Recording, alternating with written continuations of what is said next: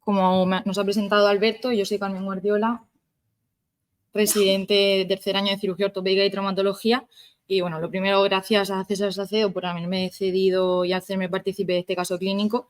Y voy a intentar en estos 10-15 minutos explicaros un poquito qué es la pseudoartrosis congénita de tibia y el exigente manejo que requiere, sobre todo a nivel quirúrgico, que es lo que nosotros hacemos. Así, para empezar, dos conceptos básicos sobre las anomalías congénitas del sistema musculoesquelético.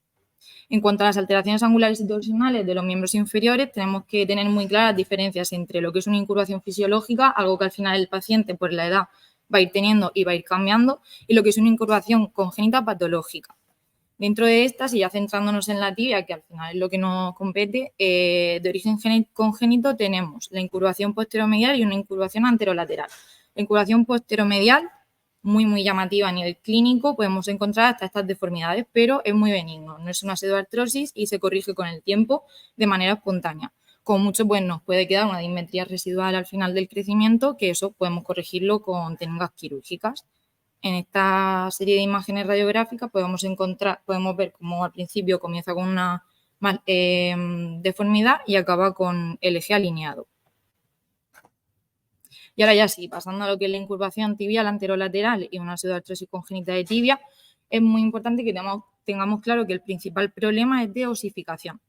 La pseudoartrosis congénita de tibia es una enfermedad rara, la incidencia es baja, pero hay que tenerla muy en cuenta porque el diagnóstico precoz de la misma, de esta deformidad, puede hacer que actuemos de forma preventiva y no tanto en el tratamiento, que al final es muy complejo. En el momento de su detección hay que considerar que hasta el 50% se asocian a neurofibromatosis, y este es el momento en el que otras especialidades tienen que comenzar también en su estudio, o incluso al revés, una vez que se diagnostica una neurofibromatosis, pues nos tienen que hacer partícipe de ello, porque hasta un 2-5% de estos pacientes con neurofibromatosis tipo 1 tienen pseudoartrosis congénita de tibia. En estos casos es más frecuente de manera unilateral en varones, aunque veremos en nuestro caso que es una niña, y también asocian otras lesiones típicas como manchas café con leche, osteopenia o nódulos de iris en los ojos. Y ahora ya sí, pasando a nuestro caso clínico, nos encontramos en marzo de 2023 en urgencias. Nos llega hasta la lactante a mis compañeros y a mí, de 11 meses con esta deformidad en la pierna. Primera alarma que nos salta, pues que pueda ser una neurofibromatosis tipo 1. Hacemos una exploración básica, ya sabemos cómo son a veces las exploraciones en urgencias, y nos encontramos directamente con estas pequeñas manchas café con leche en el tórax. Con todo esto decidimos ingresar a la paciente y comenzar nuestro diagnóstico. Diagnóstico de esta lesión y la neurofibromatosis, basado en 3 pilares fundamentales. Lo primero, realizar interconsultas a genética y neuropediatría, que tengan en cuenta la existencia de esta niña, de esta deformidad, y que comiencen a hacer sus pruebas. De hecho, siguen seguimiento por ellos a día de hoy. Y por nuestra parte, comenzamos con una anamnesis exhaustiva con la madre, que nos cuenta que a la niña la han derivado de atención primaria de pediatría simplemente por la deformidad, que no había consultado previamente, que la madre no se había dado cuenta antes de esta deformidad tampoco, y que no tenía antecedentes de interés propios ni familiares. Comenta una caída hacia 6-7 meses, pero sin mayor importancia porque la niña todavía no caminaba y no sabían si había tenido repercusión. Y en cuanto a las pruebas de imagen, lo que realizamos en urgencia fue una radiografía bilateral, que ya se observa, la primera imagen de arriba, se observa la deformidad, la fractura y la pseudoartrosis consecuente en esa zona, y luego durante el ingreso podríamos haber hecho un escáner, una resonancia. En nuestro caso hicimos una resonancia que confirma el diagnóstico de pseudoartrosis. Cuando ya tenemos estas pruebas hechas, nos pasamos a clasificar la lesión. La clasificación que usamos nosotros es la clasificación de Paley. Son distintos tipos, no estadios, sino que el tipo 1 es cuando hay una deformidad, que es verdad que puede avanzar al resto de tipos, pero los tipos 2, 3 y 4 al final es la presencia o no de fractura y pseudoartrosis en la tibia o en el peroné, y un defecto o no óseo. Dependiendo del estadio en el que estemos, pues vamos a hacer un manejo u otro. Pero es un poco controvertido. De hecho, hay múltiples técnicas quirúrgicas. Este es un caso nuestro de aquí de la Risaca, en el que se realizó, por ejemplo, un injerto vascularizado de peroné contralateral. Hay otras técnicas, como por ejemplo Boyd, que describe un injerto doble de cresta apoyado sobre la pseudoartrosis y relleno con con esponjosa, luego Campanacci, Zanoli hablan de la conversión del peroné en una tibia, y todo esto podemos apoyarlo con sistemas de fijación externa monolateral, como vemos a la derecha del todo, y luego circular como el otro y el caso que vamos a presentar. Y ahora sí, ¿nosotros qué teníamos? Pues teníamos una tipo 3 de Bailey, que es una fractura y isoartrosis en la tibia, pero con integridad del peroné. ¿Qué planteamos de primera? Pues dos cosas importantes. La niña tiene 11 meses, es muy pequeña y sabemos que tiene una difícil consolidación de la osteoartrosis, a pesar de que la técnica la hagamos bien. Pues con todo esto decidimos iniciar el proceso con una ortesis. Colocamos una ortesis en marzo cuando la diagnosticamos, pero en septiembre acude a la consulta de nuevo con una mala tolerancia de la ortesis y ya pues un empeoramiento de la deformidad, como podemos ver en esta radiografía. Con todo esto hablamos con la madre está de acuerdo y decidimos plantear una técnica quirúrgica. La técnica quirúrgica que planteamos nosotros, no es de las que he comentado antes, es otra diferente y es la técnica del injerto intertibio peroneo. Esta técnica es muy compleja y se basa en una misma cirugía hacer 4 tiempos. Para que nos entendamos y sea sencillo, el primer tiempo es actuar sobre el foco, el segundo tiempo sobre la pelvis para extraer el injerto, el tercero es la cross union o injerto como tal, y el cuarto tiempo es darle un soporte extra.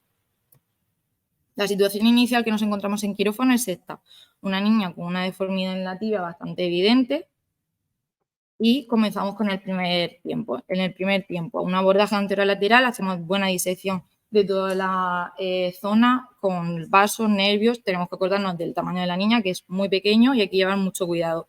Y alcanzamos el amartoma, que es esa región blanquecina diferente al hueso normal y sano.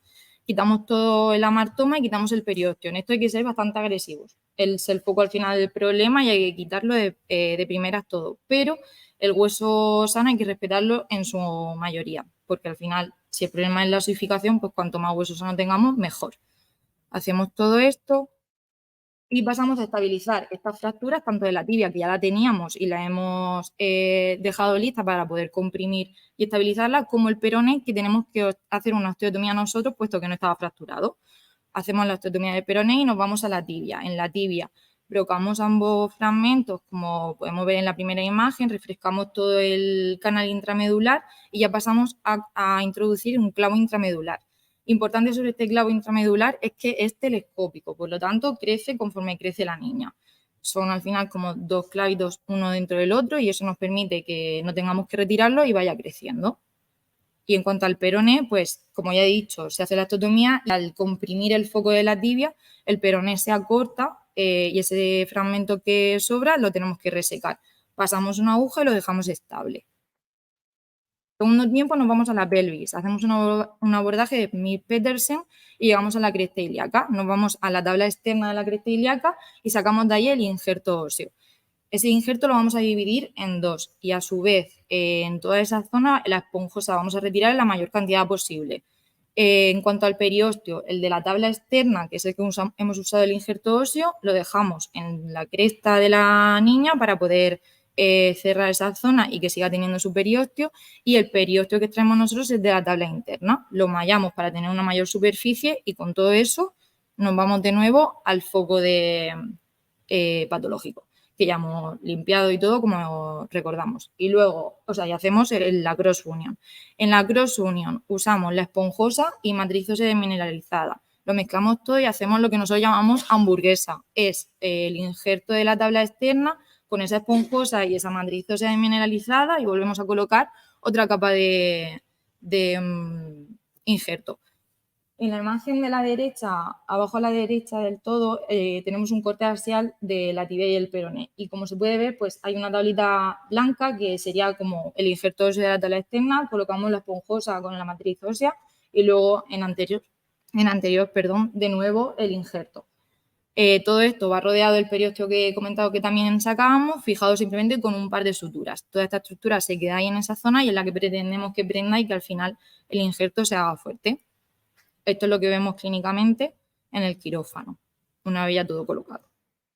El cuarto tiempo, dar soporte extra. Colocamos 2 aros, el de sujeción próxima en la tibia, luego un aro distal para dar compresión a ese foco de fractura y un medio arco plantar para que la niña pueda comenzar a caminar desde que curan las heridas. Por eso, tras la cirugía, la niña inicia el apoyo y el apoyo es imprescindible, es parte del proceso. O sea, nosotros podemos darle mucha técnica, mucho hierro y mucha cosa al asunto, pero si no actúa la biología y para eso tienen que apoyar a la niña, pues no funcionaría. Vamos haciendo control con radiografía conforme va pasando el tiempo. Y bueno, en febrero de 2024, ya pasados 4 meses, casi 5 de la cirugía, decidimos realizar un TAC. En el TAC nos confirman que existen 4,6 centímetros de consolidación entre la tibia y el peroné y por este motivo vemos a la niña en la consulta, vemos que las cicatrices están todo curadas, vemos cómo apoya perfectamente, la niña tolera muy bien el fijador a pesar de parecer, evidentemente no es como llevar nada, pero lo tolera muy bien. Y decidimos ya quitarlo. Nos vamos a quirófano, quitamos el fijador y vemos las escopias del lado derecho. Ahí ya sí que se ve el injerto intertibio peroneo y se consigue ver mucho mejor en radiografía esto y el proceso que va a ir llevando conforme pasan los meses. Colocamos este yeso de fibra de vidrio para que la niña pueda seguir caminando, como vemos aquí. ¿Lo veremos? Bueno, camina, ¿vale? La niña sigue caminando con su yeso, lo tolera también muy bien, pero lo mantenemos durante un mes para asegurarnos que esta fijación y este injerto ya ha consolidado bien. Tras este mes retiramos el yeso porque ya estamos seguros. En la radiografía vemos cómo perfectamente se encuentra el injerto entre la tibia y el peroné y que ha consolidado y colocamos una ortesis. Esta ortesis es la que lleva la niña ahora mismo, pero dentro de un tiempo se le va a cambiar por una que simplemente vaya por debajo de la rodilla, que deje libre la movilidad de la rodilla y porque al final la función de la ortesis es más preventiva de golpes que de soporte. El soporte nos lo da el clavo intramedular que hemos colocado nosotros en quirófano. Y al final los niños tienen dos cosas, una muy buena y una muy mala. La muy buena es que curan muy bien, mucho mejor que los adultos y tienen mucha más capacidad, pero la mala es que no tienen conciencia de enfermedad. Al final ellos, bueno, se ven algo en la pierna, pero no saben qué está pasando. Y tras todo este proceso, pues pasamos de la imagen de la izquierda con esta gran deformidad a una imagen en la derecha con una tibia alineada, su fijación y toda la consolidación del injerto intertibio peroneo.